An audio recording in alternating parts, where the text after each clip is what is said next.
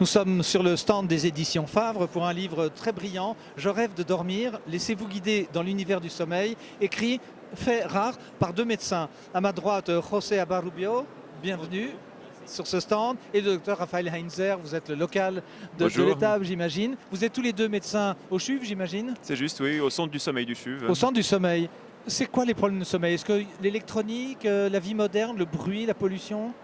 Alors, on dort effectivement de moins en moins à cause de tous les médias, toute la lumière qu'on a aussi. À cause de nous, là, en train de ce qu'on fait. Entre autres. Mais depuis qu'on a des écrans le soir, par exemple, le cerveau ne comprend plus quand c'est le jour et quand c'est la nuit. Donc la lumière bleue des écrans empêche la sécrétion de la mélatonine, qui est cette hormone qui fait dormir notre cerveau, en quelque sorte. Alors, très bonne réponse, hein. On pourrait presque arrêter là, mais je vais vous poser la question à vous. Pourquoi est-ce qu'on ne dort pas? Pour ces raisons-là, entre autres? Alors le sommeil, c'est un phénomène complexe. Il y a beaucoup de facteurs qui influencent le sommeil. Donc effectivement, le stress, déjà, ça peut perturber le sommeil. Il y a des maladies du sommeil. On sait par exemple que les syndromes d'apnée est très fréquent. Vous savez, ces personnes qui s'arrêtent de respirer pendant le sommeil, qui se réveillent pour reprendre l'air et qui coupent les sommeils. Donc il y a vraiment beaucoup de facteurs qui peuvent influencer le sommeil.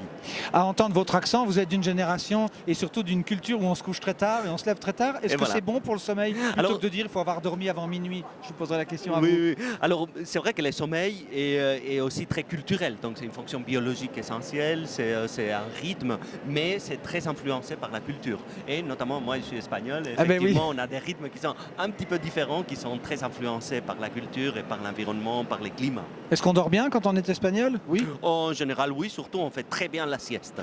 Oui, voilà, tout est là. Raphaël Heinzer, vous, est-ce que c'est vrai qu'il faut avoir le sommeil avant minuit, l'histoire de nos grands-mères, de vos arrière-grands-mères? Effectivement, on dit plein de choses sur le sommeil. Il y a plein de... Il faut dormir avant minuit, il faut dormir 8 heures. Et au fait, c'est très individuel le sommeil. On est très inégaux devant le sommeil. Certaines personnes, par exemple, auront besoin que de 6 heures de sommeil et seront très en forme. D'autres personnes, au contraire, auront besoin de 9 heures. Donc quand on dit 8 heures, ça ne correspond pas à tout le monde. C'est une moyenne, on va dire, ouais. Plus ou moins une moyenne. Mais il y a des gens qui se focalisent là-dessus et qui se trouvent insomniaques quand ils ne dorment que 7 heures, alors qu'ils sont très bien. Donc ils ne le sont pas, c'est juste des petits dormeurs. Ensuite, il y a aussi la légende des heures avant minuit qui comptent double. Ça, c'est les arrière-grand-mères. Voilà, ça, que les grands-mères disent à leurs petits-enfants. Au fait, c'est pas tout à fait vrai. C'est vrai que c'est les 2 premières heures ou 3 premières heures du sommeil qui sont les plus réparatrices. Quelle que soit l'heure. Exactement. Donc c'est là où on a les premiers cycles du sommeil, pendant lesquels on a le plus de sommeil profond, donc le sommeil le plus réparateur. Par contre, que ces heures soient de 10 heures à 1 heure ou de minuit à 3 heures du matin, ça ne va pas changer grand-chose. Quand on est dans une ambiance très bruyante comme celle-ci, est-ce que c'est normal qu'on mette un petit peu de temps à trouver le sommeil quand l'esprit a été sollicité, le bruit, la pression Oui, donc le sommeil, c'est une continuité de l'éveil. Donc effectivement, avoir un bon éveil favorise un bon sommeil. Donc si on a plutôt une journée remplie, où on fait des activités, surtout des activités à l'extérieur, on est bien exposé à la lumière, on va bien dormir. Par contre, si on est dans un environnement bruyant, si on n'est pas bien, donc ça peut perturber un petit peu les sommeils de nuit. Les raisons affectives, on dit toujours on est au boulot, j'ai mal dormi parce que j'ai des soucis financiers, etc. Il y a des gens qui sont sujets à avoir des soucis, à ne pas dormir quand ils n'ont pas de sous, puis d'autres c'est quand ils ont des peines de cœur. Est-ce qu'il y a une loi là-dessus? Alors l'anxiété, la volonté de contrôler sa vie crée des ruminations le soir, et les ruminations vous empêchent de dormir. Et on sait aussi que tous les troubles psychiatriques, comme par exemple les gens dépressifs, ils auront tendance à s'endormir plutôt facilement le soir, mais à se réveiller à 4 heures du matin et à penser à tous leurs problèmes. Terrible, le réveil à 4 heures du matin. L'inverse existe aussi, les personnes anxieuses auront plutôt des ruminations le soir au moment de s'endormir. Donc ils vont être au lit comme ça, ils regardent en face d'eux, ils ne pourront pas s'endormir. Et le problème c'est que moins bien on dort, plus on est anxieux face à son sommeil. Donc pour finir, cette anxiété peut créer un cercle vicieux qui va entretenir l'insomnie aussi. Une dernière question, j'ai entrelu votre livre. Comment fait-on pour ne pas céder à la tentation des aides? Des somnifères, les somnifères.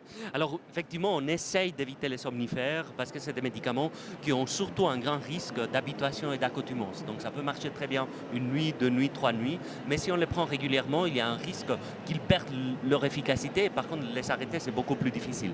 Alors on applique toute une série de techniques, donc on parle de thérapie cognitivo-comportementale, où on essaye surtout de réapprendre au cerveau de comment dormir. Parce que comme le docteur Heinzer disait tout à l'heure, quand on dort mal, on a peur de ne pas pouvoir dormir. Et finalement, c'est la peur de ne pas pouvoir dormir qui fait qu'on ne dort pas.